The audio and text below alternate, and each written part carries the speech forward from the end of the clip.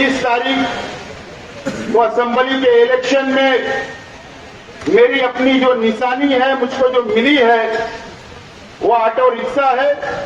3 number के button पर button दबाकर मुझको वोट देकर भारी अक्सरियत से कामयाब करे, मैं सबसे पहले आप लोगों से अपील करता हूं। कुछ दिन पहले यहां पर जाफरनगर में इसी जगह पर आज के एमएलए साहब का जलसा हुआ और जलसे में एमएलए साहब ने जाफरनगर वालों को डराने का काम किया। सर्वे नंबर 91 की झोपड़पट्टी में रहने वाले, मकान के अंदर रहने वालों को डराने का काम किया और बाकी उनके साथ जो पंडर लोग तकरीर करें तो मैं तो नाम भी लेना पसंद नहीं करता। लेकिन आज मैं वक्त कम, इसलिए मैं मेन बातें बोलकर आज तकरीर खत्म करूंगा। 15 मिनट में बोलना है।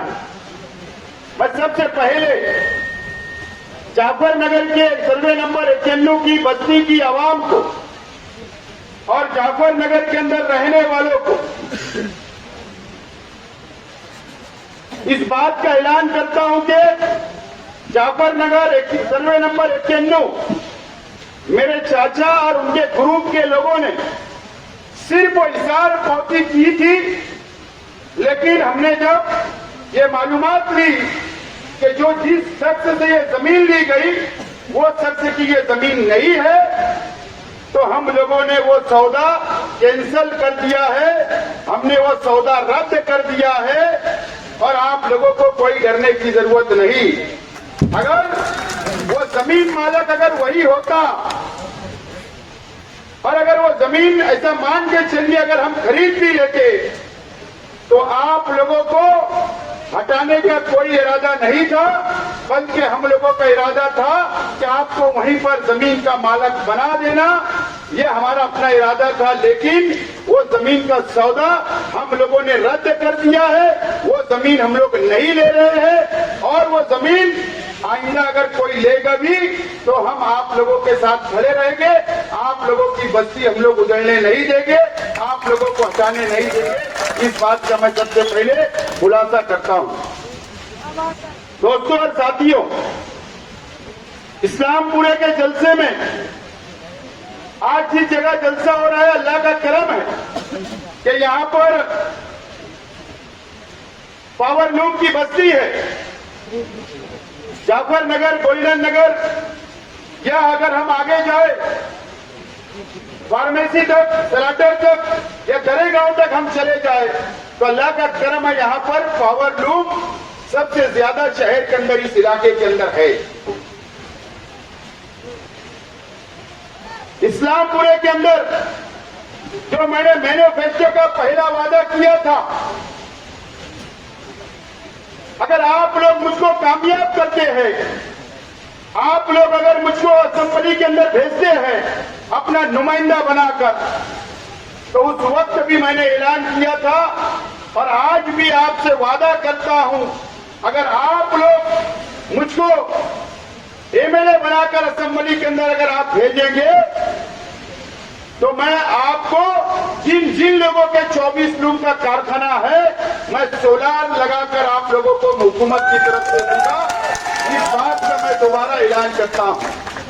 कई साथियों का, कई बुनकर भाइयों ये सवाल मन में है कि वो कैसे लगेगा, तो मैंने आप लोगों से कहा था कि जिस तरीके से मस्जिद के ऊपर सोलार लगाने का काम हुकूमत की जानिब से मैंने किया, इंशाअल्लाह उसी तर्ज पे आप लोगों के कारखाने के ऊपर भी, आप लोगों के कारखाने पर भी हम लोग सोलार लगा कर देंगे। और मैंने कोई ये बात हवा में नहीं कही, हवा में कोई ऐलान नहीं किया, मैंने मुकम्मल मालूमात ली, मुकम्मल जानकारी ली और उसके बाद मैंने ऐलान किया हूं। आज मुझे बताइए, 1995 जब भारतीय जनता पार्टी और शिवसेना की सरकार थी, उस वक्त 125 रुपया पर रूम बिजली बिल था। उसके बाद हुकूमतें बदलती गई, उसके बाद हम लोग यूनिट के ऊपर आ गए, उसके बाद सब्सिडी मिलने की शुरुआत हुई और आज तक हुकूमत सब्सिडी दे रही है। आज तक हुकूमत हमको सब्सिडी दे रही है। मैंने उसकी मालूमात ली। अगर एक 24 टन के कारखाने पर सोलार लगाना होगा तो 16 लाख रुपया एक कारखाने का खर्च आएगा जिसके ऊपर सोलार लगेगा। हम ये हुकूमत की तरफ से करवाएंगे और हुकूमत को ये दलील देंगे कि हुकूमत पावर लूम बुनकर भाइयों को सब्सिडी देती है और बाकी पैसा बुनकर भाइयों को अदा करना पड़ता है। और जो बिल आती है वो 24,000 25,000 रुपया आती है। हुकूमत को मैं दलील दूंगा, हुकूमत को मजबूर करूंगा कानून बनाने पर कि हुकूमत का भी फायदा है और बुनकर भाइयों का भी फायदा है। अगर हुकूमत 16 लाख रुपया देकर अगर 24 टन कारखाने वालों को सोलर फिट करती है हुकूमत की तरफ से, तो हुकूमत का सब्सिडी का पैसा भी बचेगा और बुनकर भाइयों का भी पैसा बचेगा और हुकूमत को वन टाइम एक मरतबा ही सिर्फ सोलार का खर्च करना पड़ेगा और मेंटेनेंस भी हुकूमत बर्दाश्त करे। इस तरीके की कानून, इस तरीके की स्कीम बनाने का काम मैं वहां पर करूंगा। मैं आज शॉर्ट में बोल रहा हूं, मेरे पास बहुत डिटेल है, लेकिन मैं मुद्दे की बात आप लोगों को बोल रहा हूं। तो बुनकर भाइयों से मैं अपील करता हूं कि ये जो ऐलान मैंने किया, मुझे समझता है कि ये बहुत बड़ा ऐलान है और ये सिर्फ मालेगांव के लिए नहीं बल्कि पूरे महाराष्ट्र के बुनकर भाइयों के लिए होगा। और हुकूमत से लड़कर हमारी बात मनवाकर मजबूत दलील देकर हम बुनकर भाइयों का साथ दे सकते हैं, आपका फायदा कर सकते हैं, आपकी मदद कर सकते हैं। ये बात मैं आज आप लोगों से अपील करता हूं कि आप लोग मुझको अपना नुमाइंदा बनाकर असेंबली के अंदर भेजिए। इंशाअल्लाह मैं आप लोगों का पहला लेटर अगर मैं दूंगा तो आपके कारखाने पर सोलार लगे और आपको बिजली बिल से निजात मिले। ये काम करने का मैं काम करूंगा, आप लोगों से मैं वादा करता हूं। आज मैं ये पावर लूम इलाका है, मैं आज मालेगांव शहर के वो साइजिंग मार्कान से भी एक अपील करने के लिए यहां पर खड़ा हुआ हूं। साइजिंग मालकान इस बात को मानते हैं, साइजिंग मालकान को इस बात का पता है कि जब एनजीटी का ऑर्डर आया तो साइजिंग सील हो गई, कारोबार बंद हो गया था। दिल्ली की कोर्ट के अंदर हमारा केस चला साइजिंग मालकान का और कई कानूनी पेपर कोर्ट ने मांगा, एनजीटी कोर्ट ने, और वो पेपर बनाने का काम मैंने और हमारे साथियों ने किया था। और वो कैसे किया था साइजिंग मालकान आप जानते हो। एनओसी कारपोरेशन से हम लोगों ने दिलाई आपको, उसके बाद से एक भी एनओसी आप लोगों को नहीं मिली। आज के एमएलए साहब ने भी लेटर दिया, कोशिश की, लेकिन एक भी एनओसी नहीं मिली। आपका एनओसी का पीरियड भी खत्म हो गया है। लेकिन नुमाइंदा आज के एमएलए साहब मुकम्मल तौर पर नाकाम हो गए। मैं आज आपके लिए वादा करता हूं कि आपको एनओसी दिलाने का काम तो मैं करूंगा, लेकिन आपको पता है कि हमारा ये शहर मिक्स जोन है, पावर लूम भी है, इंडस्ट्रियल जोन भी है और हमारा घर गुती भी है, मकानात भी है। ये हमारे शहर के अंदर पावर लूम सनत भी है और हम इसी शहर के अंदर रहते हैं। जहां जहां साइजिंगें चल रही है वहां पर कानून के अंदर डेवलपमेंट प्लान या कानून के अंदर एमआरटीपी एक्ट के अंदर आज तक साइजिंग का उल्लेख नहीं है कानून के अंदर। आप लोगों को याद होगा जब अजीत दादा पवार साहब के पास हमने मंत्रालय में मीटिंग लगाई तो वहां पर मैंने ये मुतालबा रखा था कि साइजिंग को कानून के अंदर साइजिंग किया जाए, तरमीम की जाए कि साइजिंग को परमिशन साइजिंग के नाम से मिलना चाहिए। ये हमारे रोजगार का मसला है, ये बहुत बड़ा मसला है। मैं साइजी मालकान से भी वादा करता हूं कि अगर आप लोगों ने आपका नुमाइंदा बनाकर असेंबली के अंदर भेजा तो इंशाअल्लाह वो कानून में तरमीम कराने का काम भी मैं करूंगा। इस बात का मैं आपसे वादा करता हूं। दोस्तों और साथियों, झूठ बोला जा रहा है, झूठ की दुकान नहीं है। ये झूठ का इन्होंने मॉल खोल दिया, जैसा शॉपिंग मॉल होता है ना, वैसा इन्होंने मॉल खोल दिया, मॉल।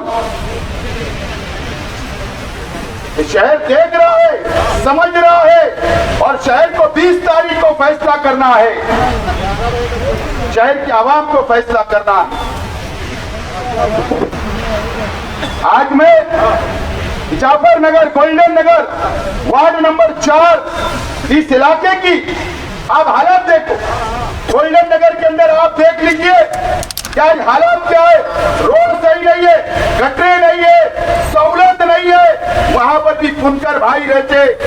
एमएलए साहब, कम से कम आप अपने 10 साल, आपके 3 मेयर हुए, आप कम से कम वार्ड नंबर 14 में तवज्जो दे सकते थे, वहां का विकास कर सकते थे, डेवलप कर सकते थे, लेकिन आपने ऐसा कुछ नहीं किया। आपने कुछ नहीं किया। आपके पास मौका था करने का, उसके बाद भी आपने कुछ नहीं किया। आप मुकम्मल तौर पर नाकाम हो गए। मैं वादा करता हूं इस इलाके की आवाम से, मैंने जो जिम्मेदारान बैठे हैं, चाहे इस्माइल भाई हो, सैयद साहब हो, या हमारे जो भी साथी है, जमशीद भाई, या इस इलाके के तमाम ही जिम्मेदारान से मैंने वादा किया हूं कि आप मुझको भरपूर वोट यहाँ से दिलाइए, मुझे कामयाब करिए। और मैं सबसे पहला, अगर विकास और डेवलप अगर हमको शुरू करना होगा तो ये जाफर नगर, गोल्डन नगर, काली खोली, ये 4 नंबर वार्ड फार्मेसी, इस इलाके के अंदर गुलाब पार्क हो गया, अख्तराबाद, देवी का मल्ला या पवार वाली तक, हमको इसके ऊपर खुसूसी में तवज्जो देकर आज इस इलाके का काम करने का काम करूंगा। दोस्तों और साथियों, आज मेरी माँ बहनें भी मेरी तकरीर सुन रही है, मेरी बातों को सुन रही है। आज मैं मेरी माँ बहनों से सवाल करना चाहता हूँ कि मेरी माँ बहनें, आप बताइए कि आपने 2019 में मालेगांव शहर के एमएलए मुफ्ती इस्माइल साहब को आपने वोट दिया था। मेरी माँ बहनें, वोट देने के बाद आप बताइए कि 5 साल आपका सुख और दुख में आए क्या? 5 साल आपके पास आए क्या? 5 साल मेरी माँ बहनें, आपका इन्होंने कोई काम किया क्या? आपके लिए कोई स्कीम बनाई क्या? या आपके लिए कोई गार्डन तामीर किया क्या? या आपके लिए जो हॉस्पिटल, सिविल हॉस्पिटल था जहां पर हमारी माँ बहनों का इलाज होता था, वो हॉस्पिटल भी नदिया के उस पार चला गया। एमएलए साहब, ये नाकामी है मेरी माँ बहनें। या आपसे दुआएं लेते हैं, आप उनके लिए रोजा रखते हैं, नमाज पढ़ते हैं, लेकिन आपका वोट ले जाकर आज के एमएलए साहब मुफ्ती इस्माइल साहब भारतीय जनता पार्टी और शिवसेना के पास सौदा कर लेते हैं। इस शहर की माँ बहनों का वोटों का, इस शहर के आवाम का इन्होंने सौदा करने का काम किया और इन्होंने करोड़ों रुपया रिश्वत लेकर अपना घर भरने का काम किया है। आज मैं मालेगांव शहर की मेरी माँ बहनों से अपील करता हूँ, अगर आप मुझको वोट देंगे, आप मुझको अपना एमएलए बनाएंगे, तो मैं जरूर आपसे वादा करता कि एक अच्छा गार्डन होना चाहिए, अच्छा हॉस्पिटल होना चाहिए, अच्छे आपको रोजगार, घर बैठे रोजगार कैसे मिले, बचत घर के नाम पर आंगनबाड़ी कैसे मिलेगी, इंशाअल्लाह आपके लिए काम करने का काम करूंगा। मैं आज एक वादा और करता हूँ कि यहाँ पर सब्जी मार्केट बनी, यूपी सब्जी मार्केट बनी अकील मस्जिद के सामने, वो बंद पड़ी हुई है, लेकिन मैं वादा करता हूँ कि हमारे मेंबरान ने उसकी फाइल चलाई है, उसको शादी हॉल होना चाहिए।